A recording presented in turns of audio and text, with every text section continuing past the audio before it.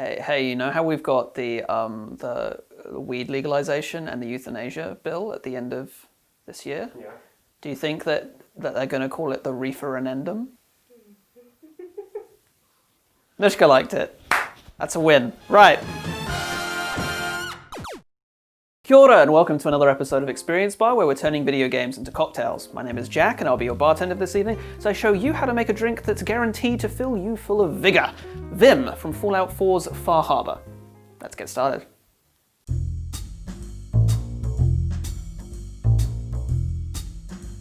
Off the bat, I'm gonna have to warn you guys about this drink. Vim is not a drink for everyone, okay? It has a very, shall we say, distinct flavor profile that I've drawn from the real-world influences as well as the in-game description. The first ingredient that we're gonna add, and this is why I warned you, is a ½ ounce of Angostura Bitters. Yes, the stuff that you normally measure in dashes, we're putting a full ½ ounce of this stuff in. That's because we are basing this drink around a real-life drink called Moxie. The state of Maine in the real world's kind of a state drink, and Vim is the equivalent of that in the Fallout universe, right? Moxie and Vim, it's even got kind of similar names. They both went up against the big soft drink companies of their respective universes, Coca-Cola for our one, and Nuka Cola for the Fallout universe. And they also seem to have a very similar taste profile. It doesn't really say at any point what Vim actually tastes like, but in terms of it being very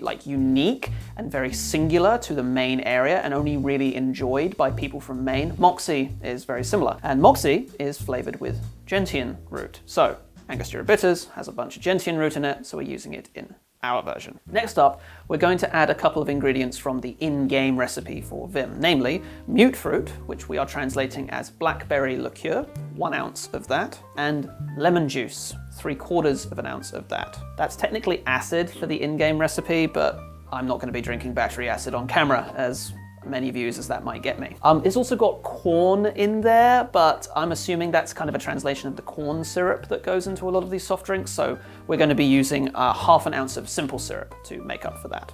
Second to last, the final ingredient we'll add after we've shaken this, but the second to last ingredient is bourbon, specifically an overproof Buffalo Trace bourbon. I am taking this from a real-world recipe called a Trinidad Sour, which is very much like this recipe, but it has it's either 1.5 or 2 full ounces of Angostura Bitters, so 3 or 4 times as much as we put in here. And they use an overproof bourbon because when you're got a drink with that much flavor in it, you need ingredients that can kind of match up against the Angostura Bitters. So we're using 1.5 ounces of overproof Buffalo Trace.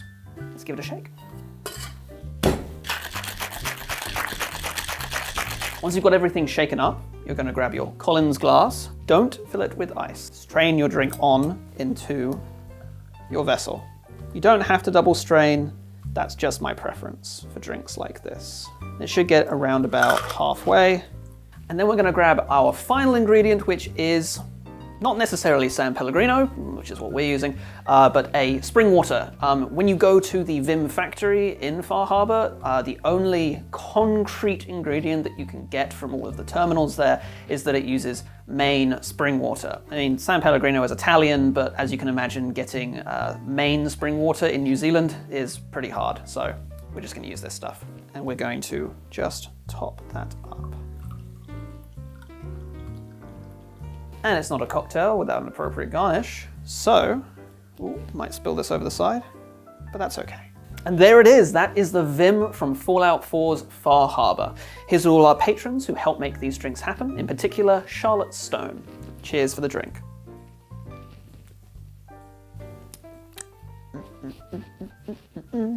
Okay, so, the reason that we don't put ice in this drink is that we want this to be as diluted as possible before we take a sip, because even with only ½ an ounce compared to the Trinidad Sour that I mentioned before, that full 2 ounce of the stuff, even ½ an ounce is a huge amount of flavor. Thankfully, we're still getting the blackberry fruit notes coming through from our blackberry liqueur. Fun fact, it's in this fun little bottle because this is actually homemade. I had to make blackberry liqueur that was strong enough in flavor to match up against this drink. I have tried some store-bought brands and they do work okay, but if you can make it yourself, do so. It's really easy and it's also quite fun to do as well. We've got the lemon in there, bringing a nice sour element, and we've still got that big bassy bourbon coming through, which is still, you know, everything kind of gets knocked back by the Angostura Bitters. That is definitely the dominant flavor profile in here.